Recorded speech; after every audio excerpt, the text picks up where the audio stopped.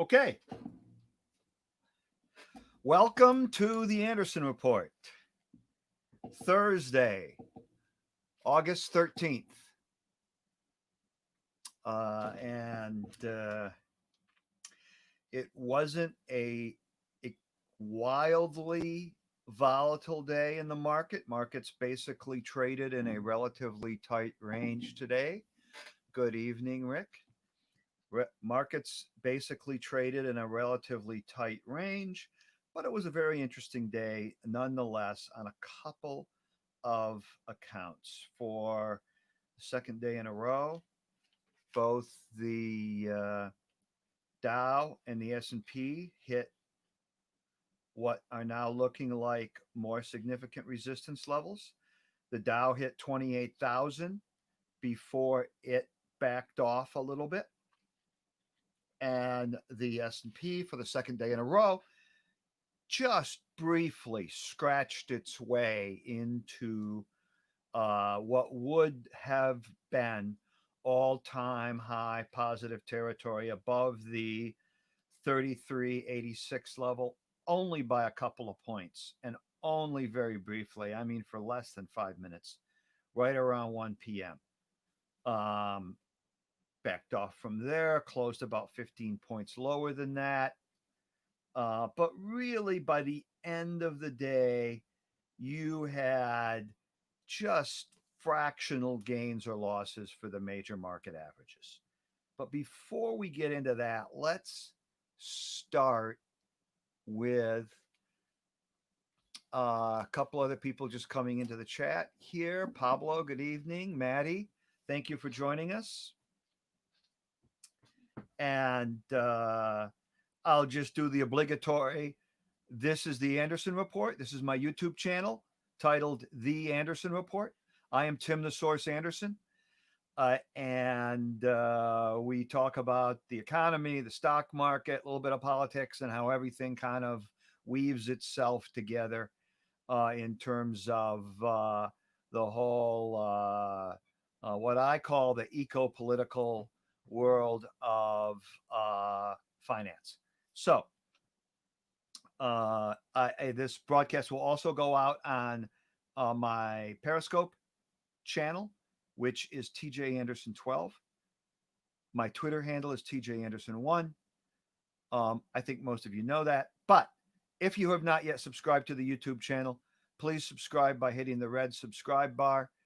Hit that little bell next to it if you want notifications on when the next broadcast will be. I just want to apologize. I put out the notification. I had this all queued up and everything to schedule this broadcast. I usually scheduled it right around 4:00. I must have got a incoming call 2/3 of the way through the process because I never hit the final button. And I don't think this scheduling notification went out until maybe about 6:45. So that's my bad. But the Dow had a reasonably stable day today. A couple interesting developments. We just touched on them. But let's start by talking about the weekly claims numbers, which the weekly claims numbers have been highly anticipated every week. It was about 20 weeks ago that after the initial economic shutdown, virus imposed shutdown, that a lot of businesses closed. Travel was shut down pretty much. Hotels, restaurants, bars, anything that involved a social gathering. We started out with, 16 to 18 or so. Just a huge number of, I can't remember. I think it was 8 million was the first week's weekly claims, first time unemployment claims number. And it got down to about 1.3, 1.4. Couldn't get lower than that for about 4 or 5 weeks. Got down to 1.2 million first time claims last week. Today, it got down below 1 million for the first time since all this craziness started. 963 first time unemployment claims being filed, Still a number that we have to get much, much, much lower than that.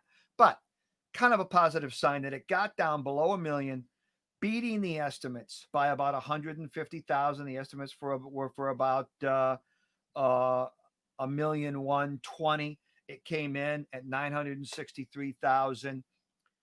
That means that over the last 2 weeks, first time unemployment claims have come down by over 30%, just over 32%. You could say basically they're down by 1/3 in 2 weeks.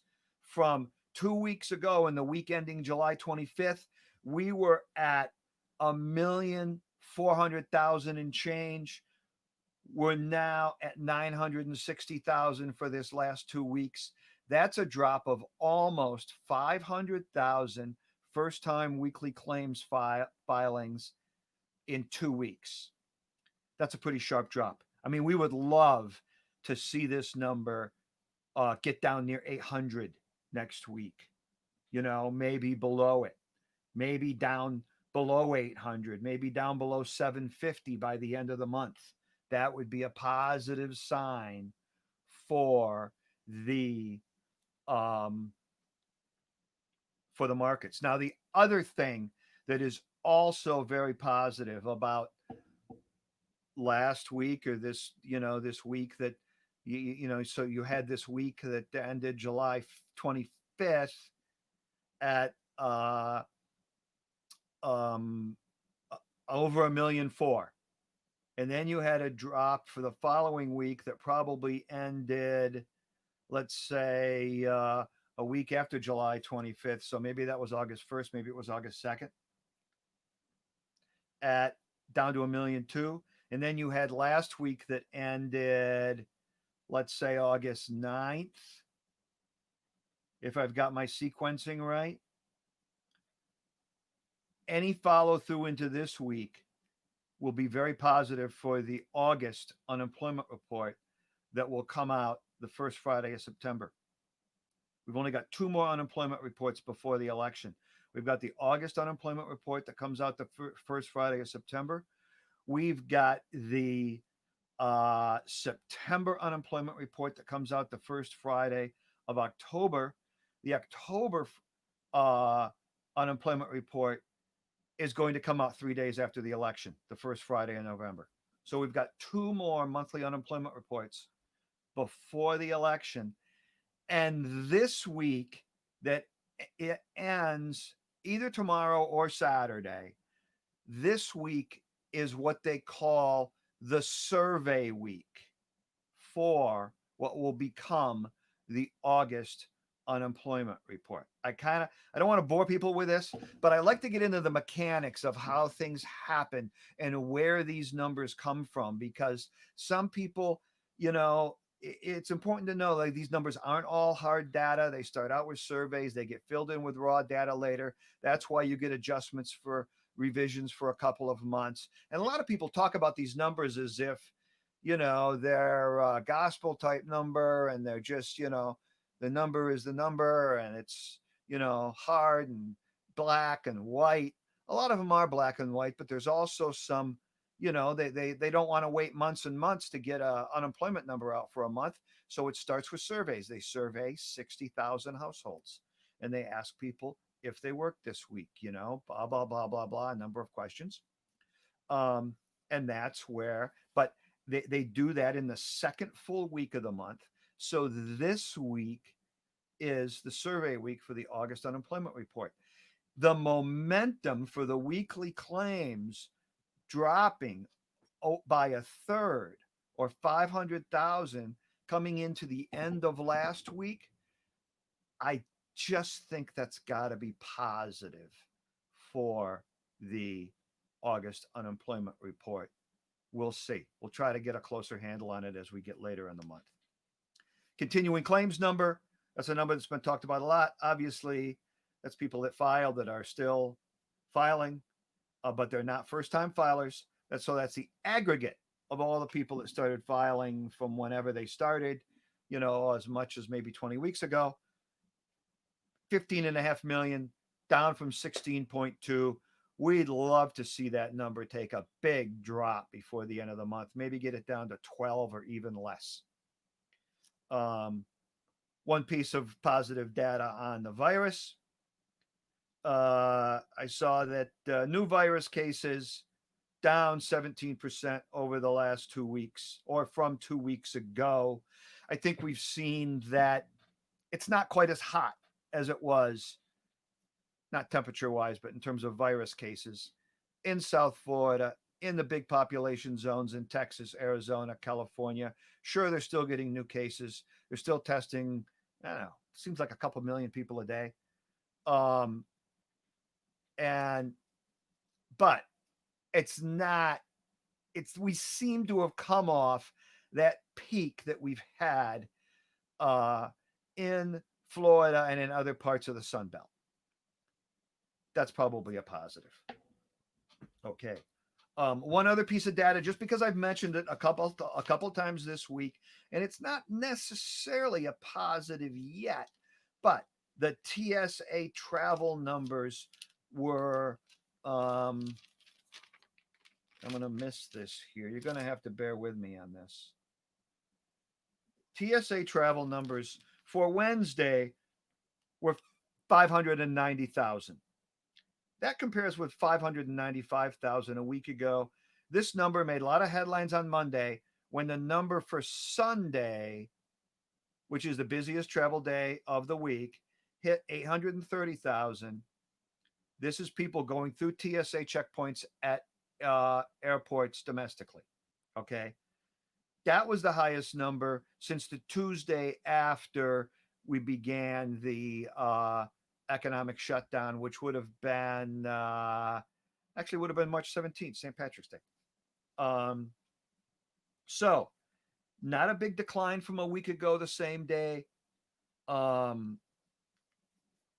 Wednesday number, just to give you a point of reference, it's 25% of the same number from the same Wednesday in August from 1 year ago. So before any of this started, the airlines are running roughly 25% capacity. That's not good for the airlines. That's got to come up to, the first next threshold will be 40% or so, 50%. A lot of airlines said they're going to keep the middle seat closed. They're going to keep the middle seat open through the end of the year. And almost every airline American has not said that. They said they're going to book flights. If they're booking full, they're going to book them full. But if you decide you don't want to travel because it's going to be a full flight, you can change your flight, no penalty, no fee, up until December 31st of the end of the year. They've changed that data. Airlines have changed that data a number of times. For airlines, they've been very accommodative with that. Airlines are not necessarily the poster child for corporate public relations. Okay, so continuing claims number, positive, beating expectations. TSA airport crossings, not, still just kind of plateauing over the last week or two. Tomorrow morning after 9 o'clock, there'll be the number for today. Last week, Thursday, we had 743 TSA crossings. I'm just mentioning this number because I think that getting people back comfortable flying, traveling, et cetera, the airlines have had a little bit of a move late last week and early this week, stalled, come off a touch, maybe from where they were 2.5 days ago. And they need to try to make another move. But we need to get the traffic higher on their occupancy. So tomorrow we'll be referencing 743. That was 1,000. That was the TSA crossings, TSA people going through the system a week ago today. So let's go back to the market. Relatively small move for the averages. I would say fractional. Usually, if indexes are up, 1/10, up or down, a tenth, 2/10, 3/10, I call it fractional increases, decreases. If it's like a 0.5%, it's moderate. Beyond that, it's, more than that.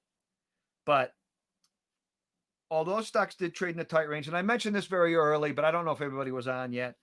The S&P just scratched its what would be an all-time high, backed off from that level, did the same thing yesterday. It keeps doing that. People are going to say, well, we failed 2 or 3 days now. Maybe we need a little bit of a pullback before we really go to new highs on the S&P. The Dow, 28,000, looks like it's maybe becoming meaningful resistance. We touched it today intraday, couldn't close above it. We closed at 27,896. The Dow was down 80 points. It's almost like not much of a move. We had one little waft down in the market from, let's say, 2:15 to 3 o'clock. Then it stabilized. We closed off the lows. I didn't really see any headlines associated with it. The Russell 2000 down 3 points, 0.2%. Not that much of a move, but there does seem to be maybe resistance at the 1600 level. The Russell 2000 went out at 1579, a few pennies shy of 1580. The NASDAQ actually was green on the day. It was green most of the day. It flirted with making a new all-time high. It was above 11,100. I don't have the exact number in front of me, 11,135 or whatever. But it closed just less than 100 points away from a new all-time high. It was up 30 points. It had been up as much as 100 points earlier, 0.3%, but it was green. Apple was up. Some other big, internet traffic trade stocks were up. So the Nasdaq's been up 2 days in a row. Big move yesterday, up 2%, up 0.3% today. We'll see if that old high at around 11,150 or whatever it was becomes meaningful resistance for the Nasdaq. The Dow Jones Transports, I've mentioned it a couple times earlier this week. I didn't mention it for a while because it was like just so out of whack with everything. It had a big run. It went over a period of about 8 days from 10,000 to 11,000 pretty quickly. Backed off 50 points today, 10,886, down 0.4%. Not a big deal. Crude oil was off a touch. Crude oil, just to show you how fickle and uncommitted, how lack of conviction investors have in the energy sector. Energy had a great day earlier in the week. It was up 3% one day when crude oil closed above 42 before it backed off. Crude oil was down 35 cents today. Not that much of a move, less than 1%. Crude oil went out at 42.40. I think it's very positive that crude oil, we talked about it holding 40. Now for the last week, it's been holding 41, 42. If it can hold 42, maybe, build off that a little bit, try to make another move. That would be positive. But for crude oil to be down just 35 cents, which is less than 1% on the commodity, the energy sector of the S&P 500 was down 2%. So that's become a volatile sector on day-to-day moves. It'll be up 3% one day. It'll be down 2% a couple days later. It will move. It's moving on a daily basis a lot more than crude oil is. That shows that there's a lot of traders in the stock that are trying to maybe jump ahead of a real move. But when you get a decent move for a day or 2 days, it doesn't follow through.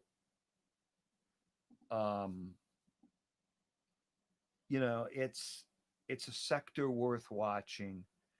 I feel that unless crude oil is going to convince us that 42 is now maybe the new level, maybe it can create a new range, 42, 45 on the commodity, it needs something like that, or maybe a spike up to 46 and then a range of 43, 46.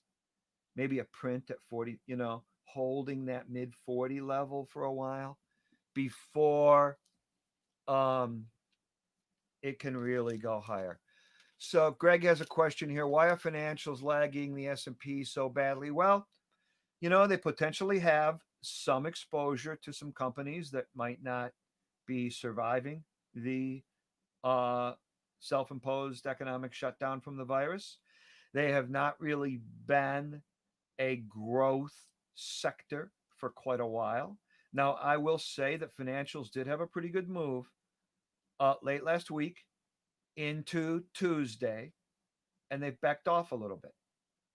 If you're watching, the KRE is a ETF that follows regional banks. The XLF follows the big money center bank financials. But you're right; they've been lagging the S&P. If we go back, and I'm talking 10 years ago or more, it was very, very hard for the market to rally significantly without the financials participating. And there were definitely times when they were a leadership group. After the global financial crisis, 08, 09, this Dodd-Frank regulation came into play. It was probably passed in 10.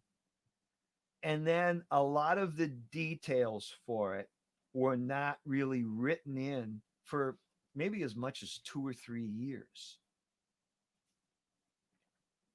Excuse me. But the financials are much more regulated than they used to be.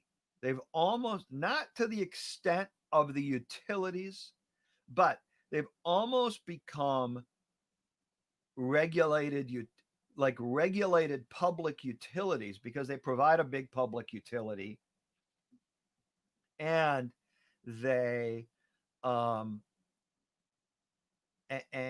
and, and they have to go to the Fed and or the Treasury if they want to increase their stock buybacks. They have to go to the Fed and or the Treasury if they want to increase their dividends. So they're regulated a lot more than they used to be, and in their high margin businesses are not nearly as high margin anymore. That would be like their investment banking arms, um, and their big brokerage operations. For those, Bank of America owns Merrill Lynch. It has not been a great period over the last 18 months for.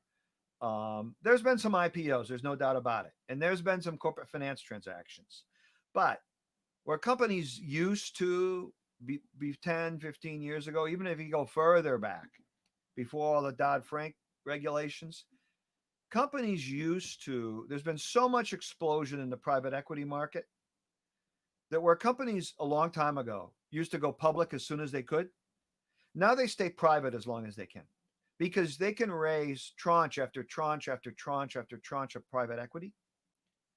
And it spares them what's become almost the onerous expense of all the accounting and legal work that has to be done. And that always had to be done in the past also, but it's just been tripled and quadrupled to be a public company, stay up on all the regulation, file all the reports you have to file, and then go through all the scrutiny that you've got to go through. That's why really it's really it's kind of a frightening statement for the capital markets. There's probably the amount of companies listed, public companies listed in the United States, is probably 50% of what it was 20 years ago. And I know you're not going to believe this statement, but there are more ETFs listed than there are company stocks. You'd say, how can that be? Well, Apple might be in 15 or 20 different ETFs.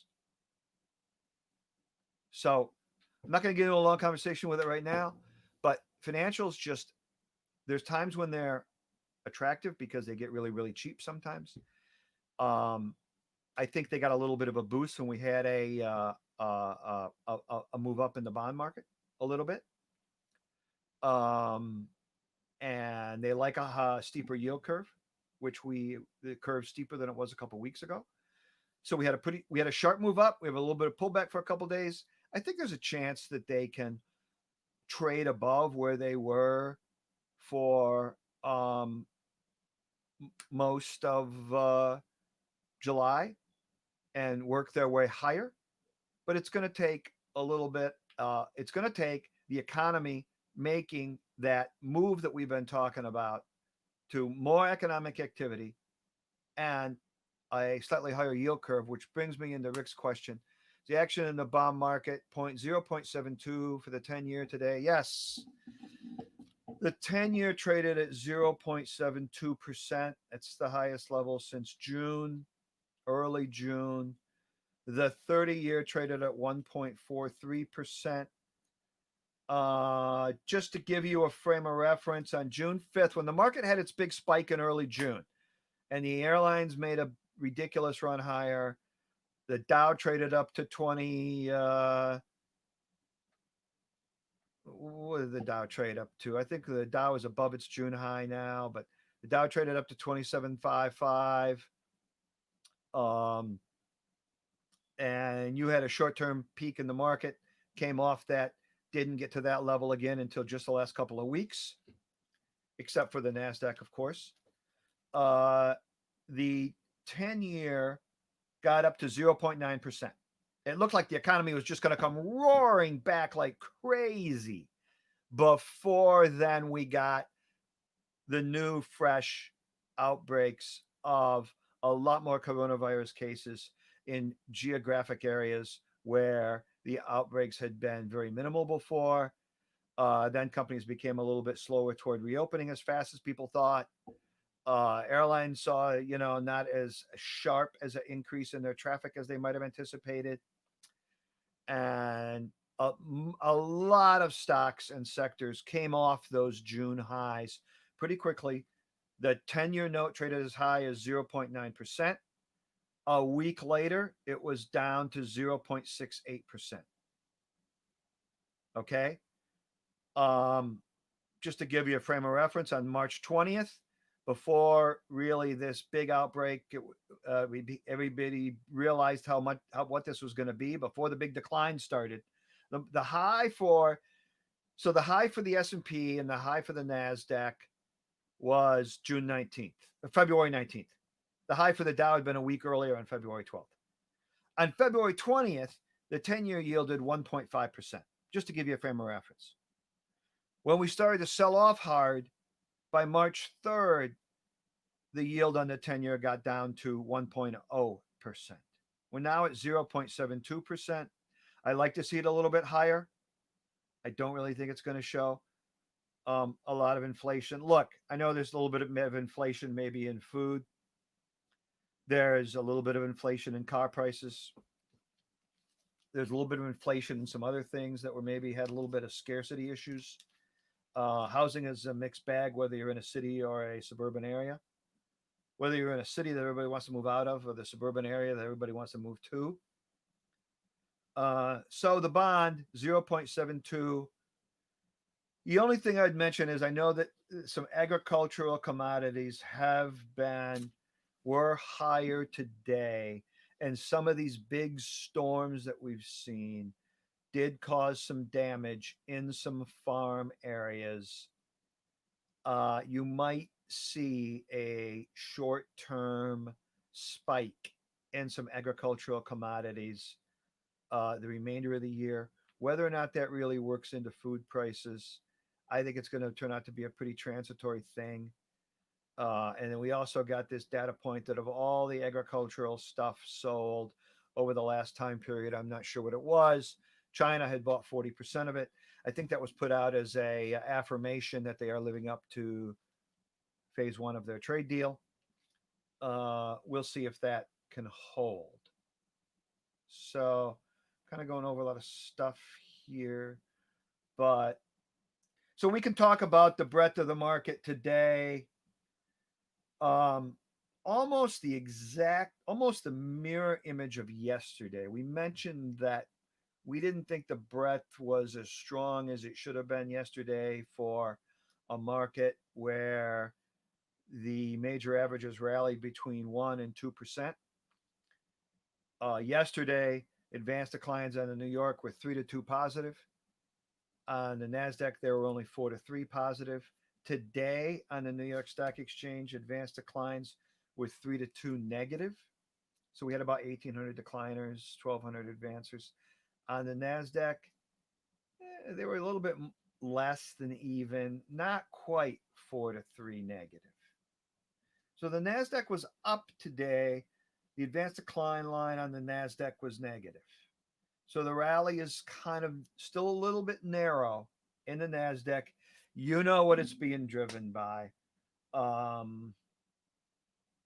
It's being driven by the internet traffic trade stocks. Apple was up today. Facebook was up today. I think Microsoft might have been down. They weren't all up. Certainly not as strong as they used to be. The NASDAQ was only up 30 points. It's almost like a non-move. Gold rallied a little bit today. It was up $12.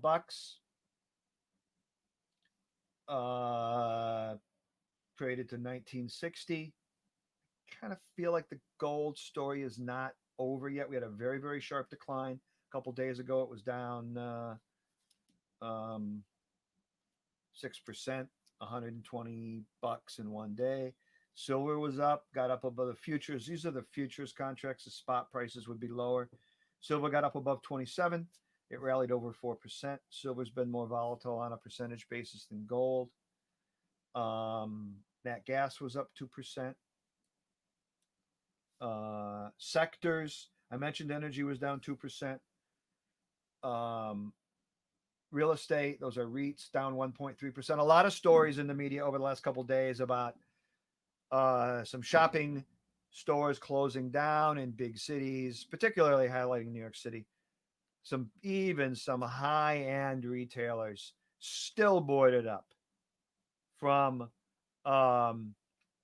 no hurry to reopen, given the fact that, first of all, it's the middle of summer, so a lot of people might be out of town anyways. Second of all, a lot of people have been looking to get out of town, and there's still this sporadic rioting and or light hassling and or verbal abuse going on all over the streets of New York from the protesting, rioting crowd of people that are dining outside, just casually walking around, etc., etc., turning off more and more people toward, being in the city. And so a lot of these even the high price retailers don't seem to be into any rush to reopen. Some of them might not reopen their New York City stores. I think so. That's kind of a negative data point for a lot of the REITs.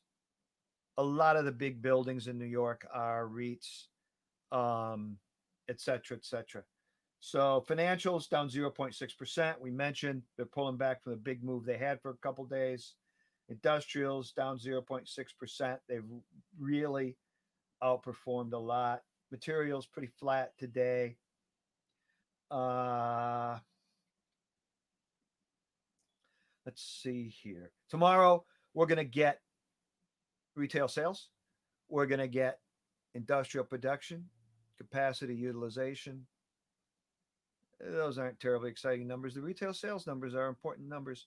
And then we get University of Michigan consumer confidence a little after the market opens at 10 o'clock. That should be an interesting number. It's probably going to pretty much flatline, maybe uptick just a touch.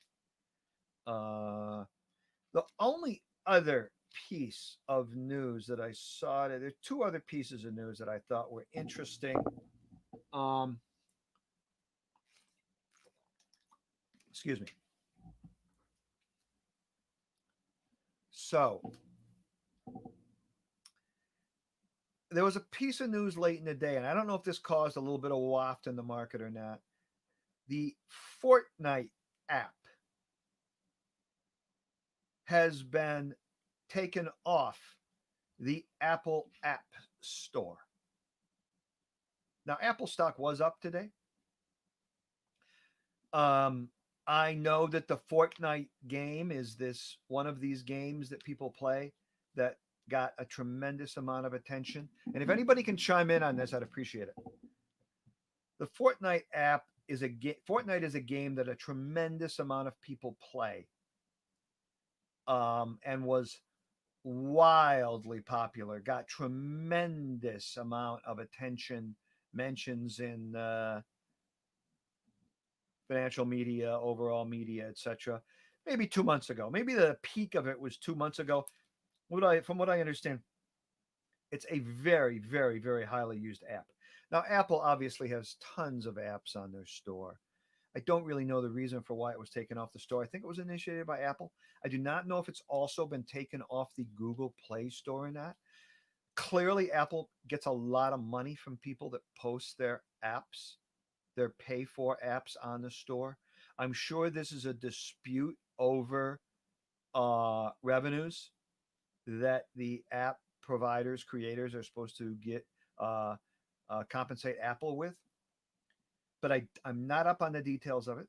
I'm not um, intimately familiar with the game Fortnite. I know it's been a wildly popular thing. I think if you probably had the app downloaded already, you can still play the game, but it might not. I don't know how it's going to affect updates. I mean, this news came out mid to late afternoon, but the market was open. It didn't really seem to affect Apple stock, but it was kind of strange the way the market did sell off, have a waft down and recover from right around the time that story was breaking.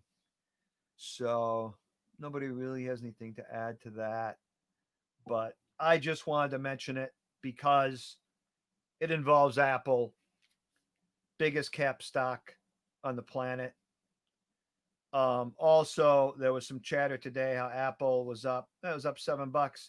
I think it needed to be up 17 or $18 to get to the $2 trillion valuation. Apple's had a big move. It was trading at 390 before they announced earnings 2 weeks ago. Today, shot up to 450 ish. They announced their 4-for-1. 4-for-1. Yes, a 4-for-1 stock split effective the end of August. If that was going to be positive news, I think it's already in the stock. But people still think that long term, not too many analysts have said this is ridiculous. Now, here's the other piece of news, and it's almost 3:40. I'll leave you with this. It has been 100 days since the S&P began its rally off the March lows. Does that make sense? March, April, May, June, July. That number has to be, if the lows were March 23, trading days. So that's trading days. So there's about 20 trading days in a month. April, May, June, July, August, 4.5 months. That's probably about 100.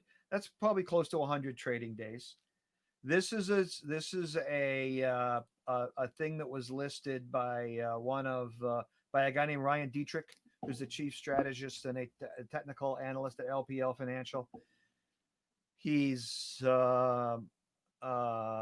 very good at posting very interesting and value added historical perspectives on trends in the market versus what we've seen during other like phenomena in the market in the past.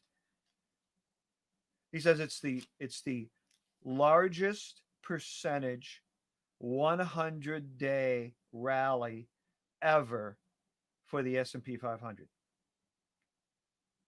Okay, we have gained over 50% from the March lows, and this is the largest ever 100-day gain for the S&P 500. Interesting. He listed, if you want to look him up on Twitter, it's at Ryan Dietrich, Detrick. He listed a bunch of other big 100-day S&P rallies. The second place was the rally off the lows after probably early March in 2009 when we came off the dregs of the bottom from the global financial crisis. That rally went until late June, and that rally was about 45%. So, two similar periods. That was a very sharp decline from a um, financial crisis. This is a very sharp decline due to a self-imposed shutdown, and the largest 100-day rally ever. Interesting. Eleanor has a question. Eleanor, thank you for joining us tonight. Any chance of getting it back above 1% for the 10-year this year?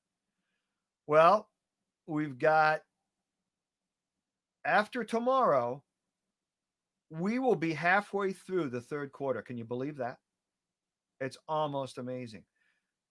Tomorrow is August 14th. We will be halfway through the month of August. That means we'll be halfway through the fourth quarter. That means we will have 1.5 quarters left in the year. Yeah, sure, there's a chance. I think you'd have to bet maybe against it just because the Fed is buying bonds fairly actively almost every week, not necessarily every day. And there's a chance we could get back above. Look, if we got great economic news for the third quarter, which will come out in late October, and if we got great economic retail sales and we see these employment numbers, these weekly claims numbers plummet down to 800 next week and maybe down to, below 700 by the end of the month, and we see an unemployment rate in August come out in early September that's below 10, well below 10%, and not below 9%, but not at 9.92, but below 9, well below 10%, and we get more schools saying they're going to open. There's a chance we could get the 10-year back above 1%. I like the 10-year yield going up. I think it shows a sign of investors believe that the economy is improving. I don't really think it's an inflation scare. We did have numbers that were up a little bit, producer prices, numbers that were up a little bit, consumer prices. I think some of that's transitory with, maybe some little bit of some stuff being in maybe short supply, not as many sales as you see at grocery stores. Mentioned that the other day, but sure, there's a chance of it. Anyway, it's 7:40. That was a while ago. I think you answered it. Thank you, Eleanor, and thank you for joining us this evening. That's pretty much all I have. This is the Anderson Report. It's Thursday, August 13th. I will probably not have a show tomorrow. Look, if these numbers are really wild tomorrow, I might do a 20-minute break in. I might do a 20-minute break in shortly after the market opens just to go over all the economic numbers we've had. Retail sales is probably worth talking about, and I will not be able to do a show tomorrow night or most likely Saturday morning. I will probably do a weekend recap, midpoint of the third quarter show Sunday evening, maybe at either 7 p.m. or 9 p.m. I kind of like the 9 p.m. time on a Sunday because it's dark out. People are probably inside, if they had outdoor activities going on. But I'm open to feedback on that. So thank you, everyone, for joining us. If you haven't subscribed, please subscribe to the YouTube channel, The Anderson Report. Hit that red subscribe bar. Hit that little bell next to it to get notifications of when the next broadcast is. Hit the like up arrow if you like the show. And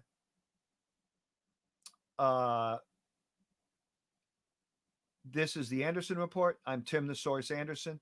You can also watch it on YouTube at TJ Anderson 12. My Twitter handle is TJ Anderson 1. Everyone, have an enjoyable evening. And we might talk to you tomorrow mid-morning. Other than that, it's probably going to be Sunday evening for a mid quarter recap. Thank you very much.